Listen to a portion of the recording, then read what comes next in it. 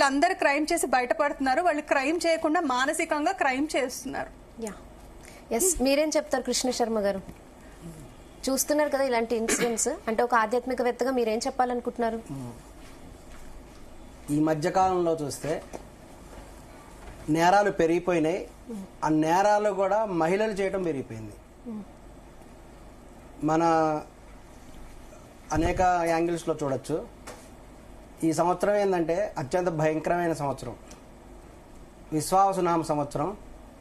అది కూడా షష్టగ్రహ కూటమి అనేది ఏర్పడటం అనేది జరిగింది.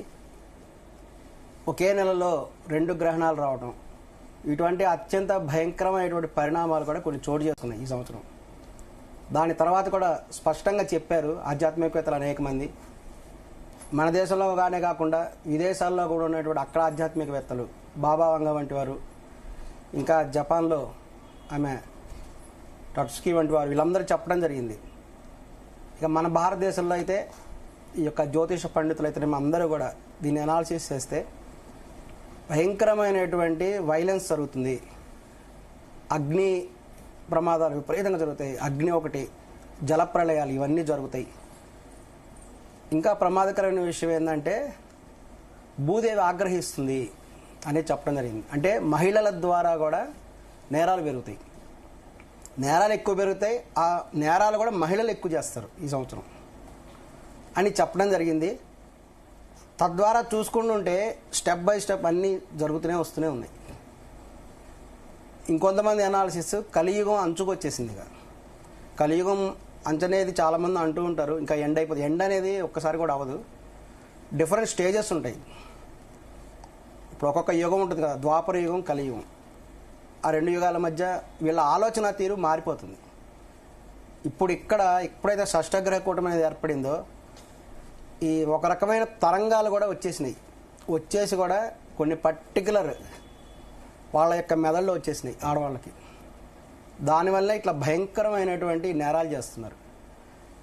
అందులో కలియుగంలో స్పష్టంగా జరిగింది, ధర్మం అనేది ఏకపాదం మీద ఉంటుంది. అంటే కుంటుకుంటూ నడవాల్సి, ఒక పాదం ఉంటే ఏమవుతుంది, 4 చక్రాలు వేసి ఒక చక్రం కుంటుకుంటూ ఉండాల్సింది. దానివల్ల భయంకరమైనటువంటి ఇబ్బంది ఉంది. ఏంటంటే ఇక్కడ నేరాలు చేసిన వాళ్ళు అందరూ కూడా దేనికోసం చేస్తున్నారంటే, ఎవరైనా ఏ పనిని ఎందుకు చేస్తారు, వాళ్ళకి సంతోషం కలగడానికి చేస్తారు. ఈ కామం అనేది పెరిగిపోతుంది అనేది కూడా ఈ గ్రంథాల్లో చెప్పబడింది. కలిపురుషుడు నిలబడి తన ఎడమ చేత్తో తన పురుషలింగాన్ని పట్టుకొని నిలబడి ఉంటాడట కలియుగంలో. అంత భయంకరమైనటువంటి కామ కోరికలు పెరుగుతాయి. తద్వారా కూడా విపరీతమైన నేరాలు కూడా జరుగుతాయి, రక్తపాతం జరుగుతుందని చెప్పబడింది. అది కూడా ఇప్పుడు మహిళల ద్వారా ఎక్కువ జరుగుతాయి. మనం చూస్తుంటే వెంటనే కూడా కొన్ని జలప్రళయాలు వచ్చినాయి, అగ్నిపర్వతాలు కొన్ని బ్రద్దలైనాయి. సైమల్టేనియస్గా ఇక్కడ మహిళలు నేరం చేయటం. ఆశ్చర్యకరమైన విషయం ఏంటంటే మన దేశంలో పతియే ప్రత్యక్ష దైవం అంటారు. ఈ యొక్క లవ్లు చేసినా ఏం చేసినా ఒక జమానాలో ఏంటంటే భర్త పెళ్ళైపోయింది కాబట్టి భర్తతో అడ్జస్ట్మెంట్ అయిపోయేవాళ్ళు, తన జీవితం కూడా గడిపేవాళ్ళు.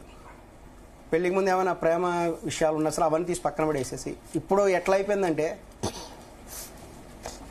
లవర్ ముద్దు భర్త వద్దు అనేటట్టు తయారైపోయింది. లవరే కావాలి, భర్త అవసరం లేదు, లవరే ముద్దు మాకు. ఎందుకు తల్లిదండ్రులు కూడా అర్థం చేసుకోవచ్చు కదా వాళ్ళ ఇష్టాలు, పిల్లల ఇష్టాలకి తల్లిదండ్రులు కూడా గౌరవం ఇచ్చి ముందే వాళ్ళు ఇష్టం లేని అబ్బాయిని తీసుకొచ్చి చేయకుండా చక్కగా వాళ్ళకి నచ్చిన అబ్బాయిని ఇచ్చి చేస్తే బాగుంటది కదా. ప్రపంచంలో అన్ని ప్రేమల కంటే నిజమైన ప్రేమ ఏంటంటే తల్లిదండ్రుల ప్రేమ. తల్లిదండ్రుల ప్రేమని మించిన ప్రేమ ఎక్కడ లేదు. అందులో తల్లి ప్రేమ అత్యున్నతం. అదే దానికి చెప్తున్న సమాధానం. అత్యున్నతమైన ప్రేమ ఏంటంటే తల్లి ప్రేమ, దాన్ని మించింది లేదు. కానీ తల్లి కూడా అదే చెప్తున్నాను. ఇక్కడ ఏం జరుగుతుందంటే మీరు అన్న సందర్భం ఆడవాళ్లే చంపుతున్నారు అంటున్నారు. కాదు, అందరూ చంపుతున్నారు. మీరు తల్లి ఎందుకు ఇష్టమైన పెళ్లి చేయలేదు అనడానికి నేను ఆన్సర్ చెప్తాను. తర్వాత మీ నెక్స్ట్ క్వశ్చన్ నెక్స్ట్ ఆన్సర్ వస్తుంది. తల్లి అనేటువంటిది ఒక పాప బాబు పుట్టినప్పటి నుంచి కూడా పాలు ఇవ్వటం అంటే ఒక బిడ్డ చిన్న బేసిక్ అవసరం నుంచి కూడా ఆమె తీర్చుకుంటూ వస్తారు. తల్లి ప్రేమ గురించి అందరికీ అటువంటి ఆమె ఏం ఆలోచిస్తుంది, తన కూతురు వివాహం చేసినప్పుడు కూతురు సంతోషంగా జీవితం గడపాలి నిన్నూరేళ్ళు, తన జీవితం అంతా బాగుండాలని అది ఒక్కటే కోరుకుంటుంది. కేసు కాదు, చాలా దానికి ఘటనలు తగ్గ వరుణ్ణి చూస్తుంది ఆమె తల్లిదండ్రులు. అంతేగాని ఎవడో రోడ్డు మీద పోయి గొట్టంగాని తీసుకొచ్చి నేను వాడిని చేసుకుంటాను లవ్ చేశానంటే ఏ తల్లిదండ్రులు ఒప్పుకోరు. వాయి వరుసలు చూసుకుంటారు. పెళ్లి అంటే అనేక విషయాలు ఉంటాయి. 3 తరాలు చూసి ఇటు 3 తరాలు అటు 3 తరాలు వాళ్ళ పేర్లు చెప్పాలి. ఇదివరకు అయితే 5 తరాలు చూసేవాళ్ళు, ఒకప్పుడు 10 తరాలు కూడా చూసేవాళ్ళు. ఇప్పుడు అన్ని తరాలు ఎక్కడ 3 తరాలు చూస్తున్నారు, అదే తప్పు. ఇవన్నీ చూసి పెళ్లి చేస్తారు. అంతేగాని ఎవడో నచ్చినాడు నాకు అని చెప్తే వాడిని ఇచ్చి పెళ్లి చేయాలా? తప్పు కానీ కదా. వాళ్ళ మానసిక స్థితి ఇట్లా తయారైతున్న కండిషన్స్ లో మనం ఉన్నాం కాబట్టి వాళ్ళు ఆనందంగా ఉండలేకపోతున్నారు. వాళ్ళు ఉండకపోగా భర్తతో ఒకప్పుడు చెప్పే చేయకపోగా సిచ్యువేషన్ లేదు పిల్లలకి, ఆడపిల్లలకి ఏది చెప్పే సిచ్యువేషన్ లేదు. మీరు చెప్పిన జమానాలో ఇప్పుడు వాళ్ళకి కొంచెం చెప్పే స్వేచ్ఛ వచ్చింది కదా. సో ఆ స్వేచ్ఛని వాళ్ళు హరించకుండా జస్ట్ వాళ్ళ ఇష్టాలకి గౌరవం ఇవ్వచ్చు కదా అంటున్నాం. ఎవరో గొట్టంగాడికి ఎవరు చేయరు. అవును, వాళ్ళు చేస్తే అలానే చేస్తుంది. ఇప్పుడు మీరు ఇందాక ఓకే. ఈ యొక్క హనీమూన్ సంఘటనలో అతను ఎవడు చాలా చిన్నవాడు, పెళ్లి చేసిన అసలు తల్లిదండ్రులు ఆ అబ్బాయికి ఇచ్చి పెళ్లి చేయకపోయి ఉంటే ఈ రోజు ఈ ఘటన తల్లికి తెలుసు, కూతురి ప్రేమ కదా తల్లికి తెలుసు. మళ్ళీ పెళ్లి చేసిందంటే ఏమనాలి? తల్లి తప్పు కూడా ఉంది.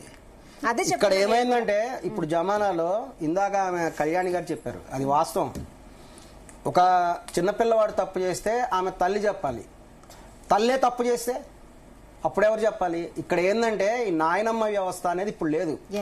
పూర్వకాలంలో ఏంటంటే తాతయ్య నాయనమ్మ కల్చర్ ఉండాలి, అది ఉండి తీరాలి. వాళ్ళు తమ ఎక్స్పీరియన్స్ తోటి చెప్తారు. మంచి అంటే ఒక జనరేషన్ ముందు వాళ్ళు కాబట్టి వాళ్ళకి అన్ని తెలుస్తాయి, ఏది మంచి ఏచడు చెప్పేవాళ్ళు. ఇప్పుడు ఏంటంటే పెళ్లి చేసుకోవడం, వేరే కాపురాలకు వెళ్ళిపోవడం, ఎవ్వడు కూడా కలిసి ఉండట్లేదు. కానీ అది ఇప్పుడే కాదు శర్మ గారు, దాని రిజల్ట్ ఇది. ఎప్పుడైతే నాయనమ్మ బామ్మ కల్చర్ పోయిందో, తాతయ్య కల్చర్ పోయిందో, ఈ యొక్క గైడెన్స్ దొరకట్లేదు. వీళ్ళు ఏంటంటే నేర ప్రవృత్తికి వెళ్ళబడుతున్నారు. ఒక సినిమాలో ఒక చిన్న సన్నివేశం చాలా స్మాల్ చెప్తాను. ఒక రౌడీ ఉంటాడు, అతను రాజకీయాల్లో రావాలనుకుంటాడు. అక్కడ అంతా రాజకీయ నాయకులు కూర్చొని ఉంటారు. ఇది రౌడీ వస్తాడు, నేను ఎమ్మెల్యే అవ్వాలనుకుంటారు అంటాడు. అక్కడ కూర్చున్న వాళ్ళ రాజకీయ నాయకులు ఒక అతను ఎమ్మెల్యే అనమాట. నువ్వు ఎమ్మెల్యే ఎలా అవుతావు? ఆల్రెడీ ఇక్కడ ఇతను ఎమ్మెల్యేనండి అని చెప్తాడు. వెంటనే ఆ రౌడీ తుపాయి తీసి కాల్ చేస్తాడు. వెంటనే ఆ తుపాకి పక్కన అతను అంటాడు ఎమ్మెల్యే క్యాండిడేట్, ఏమయ్యా రిజైన్ చేయమంటే రిజైన్ చేసేవాడిని కదా, దానికి కాల్చాలా? అంటే ఏంటంటే ఇన్ని రకాల విధానాలు ఉన్నాయి, తెలియకుండా డెసిషన్ తీసుకుంటున్నారు. చంపేస్తే అయిపోతుంది, ఇంకో నిర్ణయం తీసుకోవచ్చు, ఇంకో రకంగా చేయొచ్చు అని ఆలోచన రావట్లా. చంపేస్తే నా కోరిక తీర్చుకోవాలి, అటువంటి పైశాచికమైనటువంటి విధానం వచ్చింది కాబట్టి ఇలా జరుగుతుంది. దీనికి పెద్దవాళ్ళ సలహా తీసుకోవాలి, అది ఇంపార్టెంట్. కళ్యాణి గారు, ఎవరు చేయవలసిన పనులు వాళ్ళు చేయాలి. అమ్మాయిలకి ఫ్రీడమ్ ఎక్కువైంది అంటే ఇంటికే పరిమితం అవ్వాలి. వీళ్ళకి ఫ్రీడమ్ వచ్చిన తర్వాత